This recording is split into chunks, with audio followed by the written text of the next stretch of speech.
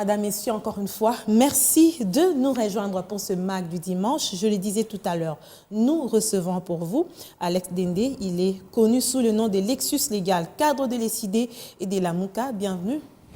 Merci, Madame Feza. Vous vous sentez prêt? Bah, ça va. Ok. Ça va. Je reviens à vous tout à l'heure, le temps pour nous de prendre ce premier dossier. À moins d'une année de la fin de son quinquennat, le bilan de 4 ans de Félix Tshisekedi fait jaser l'opinion. Les avis sont certes partagés selon les tendances politiques des uns et des autres, mais que retenir de ces 4 ans au pouvoir, des promesses, actions et réalisations? Quel bilan dresser? Félix Tshisekedi a-t-il encore le temps pour accomplir ou répondre à ses promesses faites à la population il y a 4 ans lors de son investiture? On suit ce dossier. Le 24 janvier 2019, c'est avec un discours aux accents rassembleurs qui a incarné les profondes aspirations du peuple congolais que Félix Tshisekedi a entamé son mandat de 5e président de la République démocratique du Congo. Nous voulons construire un Congo fort dans sa diversité culturelle et son attachement à la mère patrie. Un Congo tourné vers son développement, dans la paix et la sécurité. Le fils du sphinx de Limété s'est présenté comme le défenseur des hommes et femmes oubliés de l'état de droit. Dans la droite ligne de sa campagne, il promettait de s'attaquer à la corruption, à une justice sélective et à l'élite politique corrompue et de rendre ainsi à l'homme congolais ses emplois, son identité et sa dignité.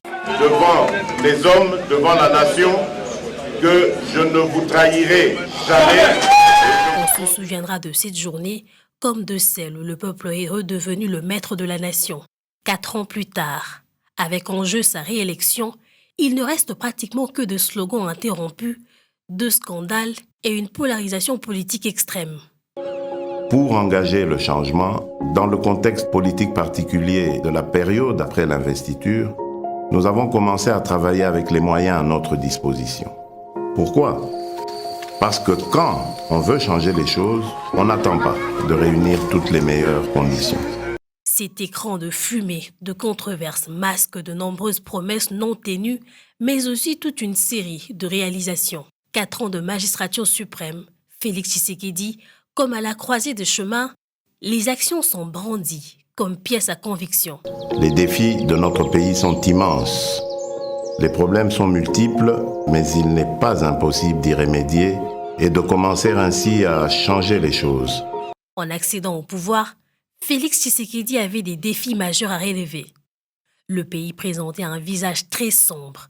Il fallait commencer ou recommencer à zéro le social, les infrastructures, les soins de santé, le niveau de vie, la sécurité, le combat contre les inégalités, l'enrayement de la démocratie, le retour du pays dans le concert des nations. Nous avons ouvert plusieurs chantiers un peu partout. Certains d'entre nous pourront ainsi rentrer plus tôt chez eux et sans subir le stress des embouteillages. D'autres vont enfin avoir accès à l'éclairage public, à l'électricité, à l'eau dans leurs habitations. Ce Congo est possible si nous acceptons de changer dès à présent. Félix Tshisekedi et Joseph Kabila décidèrent, pour l'intérêt général, de travailler ensemble, l'un comme président de la République et l'autre comme chef de la majorité parlementaire. La coalition FCC-Cash a vu le jour, mais ne fera pas long feu. 2 ans après, la rupture. J'ai noté qu'il faut mettre fin à l'accord de coalition Cash-FCC, considéré comme la raison principale à la base du blocage actuel. Le vide créé laissa place à une nouvelle coalition. Le président de la République va tendre la main à ses anciens compagnons de la MOUCA, ensemble de Moïse Katumbi, le MLC de Jean-Pierre Bemba, à quelques transfuges du FCC, l'AFDC de Bahati Lukwebo, qui vont se joindre à Félix Tshisekedi pour former l'Union sacrée. Nous sommes à un tournant décisif de l'histoire de notre pays et cette histoire commence maintenant à s'écrire sur une autre page. 4 ans après, les opinions divergent quant au bilan du président de la République. Sur le plan sécuritaire, l'Est de la RDC semble plonger de plus en plus dans l'incertitude. Les médiations internationales sur la question initiées par l'EAC et la CIRGL sont avérées inefficaces jusqu'à présent. La population est fatiguée de voir cette force inutile de l'EAC se transformer en une mission d'observation. Les forces kenyanes de l'EAC, ils sont venus nous aider, mais jusqu'à présent, ils sont en train de faire le tourisme dans notre pays. 4 ans après à l'UDPS, quel bilan faire? Au rang de ses priorités, l'état de droit, la libération des prisonniers politiques, le retour des Congolais contraints à l'exil, l'allègement des conditions d'accès au territoire congolais, des Congolais ayant changé de nationalité. Pourtant, le gros reste, la question d'intérêt social et économique. Le bilan est chaotique, mais comme la situation continue à être chaotique, je dois sauver un peuple en danger. Dans le secteur de la justice, le tableau reste inquiétant et le président de la République y est revenu plusieurs fois pour fustiger cette situation. Dès l'entame de son quinquennat, le président de la République a fait appliquer la disposition pertinente de l'article 43 de la Constitution qui consacre la gratuité de l'enseignement de base. L'approche a eu le mérite de ramener plus de 6 millions d'enfants supplémentaires à l'école à ce jour. L'année passée, j'avais 30 élèves. Cette année, j'ai 90 élèves. Quand les parents payaient, il n'y avait pas beaucoup d'élèves comme ça. Des défections. Après Jean-Marc Kabound, un des principaux alliés de l'Union sacrée, Ensemble pour la République, a claqué la porte juste après que son leader, Moïse Katumbi, ait annoncé sa candidature à la magistrature suprême. Je ne viens pas là pour faire de l'aventure parce que vous savez, il ne faut pas chercher le pouvoir pour le pouvoir. Je serai un président qui ne pleure pas. Je serai un président qui va trouver des solutions pour son pays. Ayant retrouvé sa place à côté de ses pairs, l'RDC a renoué le contact avec beaucoup d'organisations et les investisseurs se tournent à nouveau vers ce pays. Ce ballet diplomatique ou encore les vastes projets publiés sont loin de résonner dans les oreilles des Congolais affamés. Le problème aujourd'hui de l'insécurité dans la région des Grands Lacs s'appelle le Rwanda. Le pays est fréquentable, il accueillera le 9e jeu de la francophonie. Il sera visité par le pape qui axe son séjour au pays de Félix Tshisekedi par la réconciliation de tous. Monsieur Alex Dende, nous venons de suivre avec vous ce dossier sur le bilan de Félix Antoine Tshisekedi 4 ans après son accession au pouvoir. Qu'est-ce que vous retenez particulièrement? Nous, on a une lecture qui est assez simple. Et je crois que chacun de nous devrait faire un tout petit peu cet exercice. Vous savez, tout au début, le 15 août 2018, de mémoire, à l'hôtel Béatrice, M. Félix Tshisekedi avait présenté ce qu'on appelle projet des sociétés, pour ne pas parler des programmes politiques. Et ce projet s'appelait « Vaincre la pauvreté ». D'accord, des mémoires, hein, je crois que c'est à peu près 40 pages, chiffré à plus de 86 milliards, et quelques poussières. Et je crois qu'il faut regarder ce projet et regarder où est-ce que nous en sommes. Parce que l'efficacité, c'est quoi? L'efficacité, c'est avoir une enveloppe de moyens, atteindre l'objectif que l'on s'est fixé. Ou dans cet ordre de cas, on va dire les objectifs que l'on s'est fixés. Le fossé est grand entre ce projet et la réalité? Énorme. Je peux prendre juste un seul aspect, et l'aspect où lui-même il a proclamé, parce qu'en fait, il s'est retrouvé à Béni, et il avait dit une phrase assez éloquente, où il avait dit, on est à peu près au mois de juin 2021, il dit « Tant que je n'aurai pas réglé ces problèmes de sécurité, je n'aurai pas réussi mon mandat. » C'est lui-même qui l'a dit. Aujourd'hui, il ne faut même pas aller très très loin pour pouvoir comprendre. C'est-à-dire, au-delà de ce qui est dit dans ces projets des sociétés, il y a même le volet, parce qu'il y a 3 axes à l'intérieur, il y a même le volet défense à l'intérieur de ces projets. Et il dit des choses, mais ma foi, incroyables. Mais sur le plan, c'est vrai qu'on a un dossier sur la sécurité, mais sur le plan sécuritaire, justement, on va en parler après ce dossier bilan, mais ça fait partie du bilan. On peut quand même reconnaître que... Excusez-moi madame, mais cela répond quand même déjà à la question. C'est-à-dire qu'en ce qui nous concerne aujourd'hui, c'est vrai qu'on n'est pas en train de parler spécifiquement de la sécurité, mais pour nous, aujourd'hui, c'est primordial. On a peut-être 2 dossiers, c'est le dossier de la sécurité de notre pays et probablement les élections. Tous les restes, on peut toujours batifoler avec des chiffres et dire n'importe quoi, mais je crois que c'est primordial aujourd'hui d'intégrer que ça fait partie intégrante de son bilan.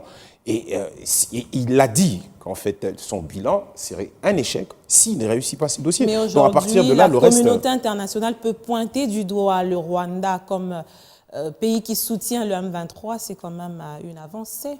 Une avancée, mais nous n'avions pas besoin de la communauté internationale pour le dire. Les victimes n'ont pas eu besoin de la communauté internationale pour le dire. Depuis le début, nous avons dit que c'était le Rwanda. C'est M. Paul Kagame et son régime qui sont en train d'attaquer notre pays. Mais par contre, ici, qu'est-ce qu'on est en train de faire? C'est humaniser M.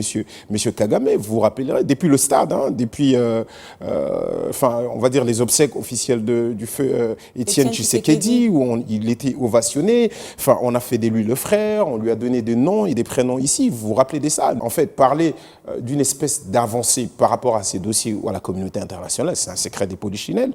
Nous les disions depuis longtemps, pas besoin de la communauté internationale pour les dire. Malheureusement, ils ne nous suivaient pas. Il était Mais sur le plan économique, on reconnaît quand même qu'il y a des chiffres. Il y a une augmentation des recettes. Il y a une augmentation du budget de l'État. Sur le plan de l'éducation, on parle de la gratuité de l'enseignement. Ne nous l'aurons pas. Est-ce que tout ça n'est pas inscrit dans l'actif du président de la République? Non, ne nous l'aurons pas. En fait, les gens qui connaissent un tout petit peu la nature de notre économie peuvent le dire. Il y a suffisamment d'ouvrages sur ça. Il faut un tout petit peu se documenter. Nous avons une économie qui est extravertie, c'est-à-dire fragile, spécialisée et totalement dépendante. Qu'est-ce que cela veut dire? Cela veut dire que nous produisons des minerais. À peu près 96% de nos exportations sont des minerais, cuivre et cobalt à la tête. Et donc, ce qui se passe, c'est que dépendant de l'extérieur, c'est-à-dire ceux qui achètent nos minerais, si le contexte, comme ça je le dis de manière assez simple, si le contexte est favorable, en fait, on achète nos minerais à des prix. Et ça, vous le savez très bien qu'à part le Covid qui a un tout petit peu ralenti la situation, depuis 2020, nous avons recommencé cela. Et donc, effectivement, nous avons énormément de devises par rapport à ça.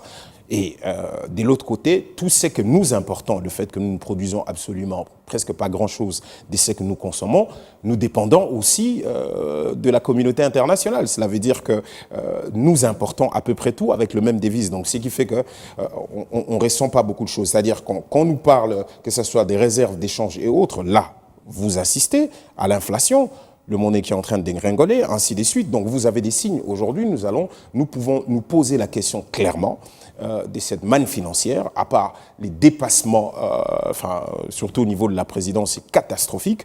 Ça ne sera plus le cas parce que l'effectif a été revu à la baisse. Ça ne sera plus le cas l'année électorale. C'est à peu près ça que vous êtes en train de nous dire. C'est-à-dire que les gens ont consommé de l'argent, ont épuisé leur budget, leur crédit, et et ils en ont pris. Et à la fin, on est à l'année électorale, et vous me dites, là, en plus, ce n'est qu'une promesse parmi... on ne peut pas parler des milliers, mais ce n'est qu'une promesse parmi beaucoup, de dire que ça va être encadré. Mais nous n'y croyons pas. Nous ne croyons pas parce que le train de vie de l'État est tout simplement pareil. C'est-à-dire que vous avez 75%, à peu près 75% de ce que l'État produit, en fait, qui part dans salaire et fonctionnement de l'État. Donc, rémunération et fonctionnement. Donc, dans ça, personne ne pourra sentir quelque chose parce que l'investissement, on est à quoi? À 2%? C'est à peu près pas grand-chose du tout. Donc, les millionnaires qu'on a promis de pouvoir créer, on les a probablement créés autour ou à la présidence, on a créé des millionnaires, ça je suis d'accord, mais en ce qui concerne le Congolais lambda, on en attend toujours. Les infrastructures, rien du tout. Je ne sais pas. Les routes secondaires sont en train d'être construites, ci et là. Construites où et comment? Je ne sais pas. Si vous parlez des réparations, des trous qu'on est en train de nous faire la blague de pouvoir ici colmater quelque chose et ça sort de l'autre côté, on attend. Non. Je crois que moi, je ne veux pas rentrer dans ça parce que tout à l'heure, vous avez même parlé de la gratuité de l'enseignement. Moi, j'ai lu quelque part où c'était écrit 6 millions, on a ramené 6 millions d'enfants dans le système éducatif. Écoute, très bien, mais derrière, quels sont les investissements? Je vais parler en termes d'infrastructure. Ces élèves étudient dans quoi? Et quand on parle de 6 millions, en plus, quand on parle de la gratuité, ne perdons pas de vue que, par exemple, les écoles catholiques, conventionnées catholiques, à peu près, enfin, le dernier chiffre que j'ai lu, ça peut changer, parce qu'ici, les statistiques changent tout le temps, à peu près 50%, enfin, sinon 60% des écoles au niveau de l'enseignement, enfin, primaire, ce sont les écoles catholiques. Mais vous le savez, vous et moi, enfin, quand vous parlez de la gratuité là-dedans, vous savez que le parent continue toujours à payer. Donc, je ne sais pas de quoi nous sommes en train de parler exactement. Si c'est la quantité, si c'est la quantité, un seul point positif sur lequel on peut dire qu'il y a eu une action menée par le président de la République. Si, on peut reconnaître, c'est le fait d'avoir exhibé ou enfin rendu encore très très visible, ou enfin c'est cette dimension que le détournement, enfin aujourd'hui on peut plus se cacher des millions qui sont détournés. Ça, bon, je ne sais pas si vous appelez ça positif, mais au moins on le sait aujourd'hui, on le sait de manière claire comment disparaît l'argent. On a commencé la lutte contre la corruption, il y a quand même... Je ne sais pas si ça s'appelle la lutte contre la corruption. La seule chose qu'elle en sait est que la plupart des projets qui ont été pilotés directement par la présidence, il y a eu énormément de détournements. Et ça, dernier en date, il y a eu des arrestations, en fait.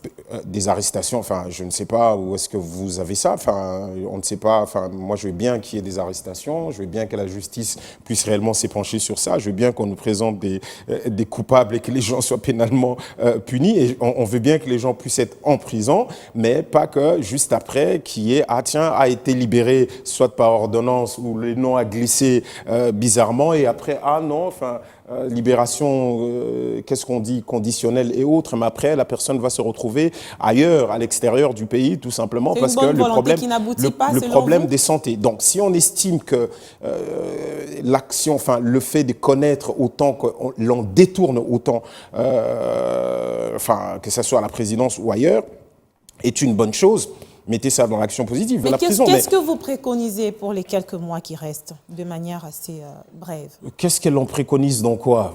Dans ce qui reste, nous sommes, enfin, nous parlons des élections. Nous sommes dans l'année électorale. Nous parlons des élections. Vous croyez aux élections? Il n'est pas question de croire. C'est une contrainte qui est constitutionnelle. Il n'est pas question de croire. Nous tous, nous allons. Le contexte actuel peut faire à ce qu'il y ait un peu des doutes. Vous pensez qu'on aura des élections? Non, c'est pas question d'avoir des doutes. La fraude, et enfin. Le président Martin l'a clairement démontré le 22 décembre passé. Enfin, l'opérationnalisation de la fraude, première étape, enrôlement. Ça, ici, personne ne pourra encore contester ce qui est en train de se passer. Hier, la coordination des élections de la plateforme Lamouka a encore démontré de manière claire et brillante comment cette opération est faite, en fait, tout simplement pour créer des embûches pour que les gens ne puissent même pas avoir leur carte. Ça donne l'impression qu'on dit aux gens, allez vous enrôler massivement, mais derrière, qu'est-ce que vous avez? Vous avez des gens, enfin, des machines qui tombent en panne tout le temps, vous avez des machines qui n'ont pas des chargeurs, on avait promis le solaire, enfin, les équipements solaires pour pouvoir charger ces machines, ça n'avance pas. Mais c'est à quel pourcentage par rapport au nombre des machines déployées dans les zones déjà opérationnelles? C'est toujours aussi faible. Après, il faut arriver à vérifier avec nous ces genres de... Nous avons donné aussi quelques chiffres. C'est-à-dire ici, vous avez même, que ce soit à l'intérieur du pays, ici, vous avez des centres en réalité qui figurent sur la liste et qui ne figurent pas. Les listes des centres du processus 2018 ne sont pas... beaucoup de centres ne sont pas repris. En fait, il y a tellement de griefs que nous disons une seule chose, il faut qu'il y ait un consensus autour de ces processus. Il faut que le parti... Encore la même chanson. Ce n'est pas la même chanson, c'est parce qu'ils ont repris la même chose. C'est logique. C'est la même chose qui est reprise, c'est-à-dire que vous avez la Cour constitutionnelle, vous savez, ce n'est pas à moi de vous raconter ce qui s'est passé à la Cour constitutionnelle. Nous demandons de pouvoir en parler et récomposer. La loi électorale aujourd'hui, vous vous rappelez, vous avez les G13, bon, qui n'existent peut-être plus, mais vous avez suivi M. Sessanga, il vous a expliqué comment tout ça s'est passé. Nous-mêmes, on l'a dit depuis très longtemps, parce que nous avions proposé quelque chose qu'ils ont totalement refusé. Ils n'ont même pas voulu regarder cela. La loi électorale est taillée sur mesure. Une dernière question. Parmi justement les actions que l'UDPS inscrit dans le bilan positif du chef de l'État, on parle du rayonnement de la RDC sur le plan international. Ouais. Et aujourd'hui, la question de l'arrivée du pape, qui fait aussi la une, qui est en train d'être politisée, divise quand même l'opinion. Quel est votre point de vue là-dessus ? Concernant d'abord l'arrivée, le rayonnement de la RDC, je n'en sais absolument rien. Nous sommes encore là, nous attendons toujours. Nous avons vu différents votes au niveau de Nations Unies, tout simplement. On n'a pas vu beaucoup de pays, on en comptera encore par le nombre, les pays qui se sont levés et qui ont condamné le Rwanda clairement par rapport à ce qui se passe au Congo. Non, il y a des déclarations d'un certain nombre des pays en fonction des intérêts. Mais jusqu'à présent, vous avez vu encore là, l'Union européenne qui bloque, mais l'argent encore de l'Europe a atteint le Rwanda avant-hier. Donc il faut pas se leurrer. On ne sait pas de quel rayonnement nous sommes en train de parler, parce qu'on ne comprend pas. Je crois que en ce qui concerne l'arrivée du pape ici au Congo, je crois que notre cardinal a été très clair par rapport à ça. Il a dit, attention, l'arrivée du pape n'a absolument rien à voir avec le régime en place. Et je crois qu'il était un tout petit peu en train de répondre... Comment dissocier le régime en place de l'arrivée du pape ? Non, il faut dissocier. Il a raconté l'historique. Je le paraphrase, il a parlé de Joseph Kabila déjà au départ, et que c'était prévu depuis, mais les conditions n'y étaient pas encore, compte tenu des conditions qui existaient à ce moment-là. Il était censé même arriver ici en 2020. Il y avait des problèmes avec le Donc Covid. C'est pas une question qui a sa place. Avec le Covid. En fait, ce que nous avons vu et ce que nous savons que UDPS arrive à chaque fois à faire.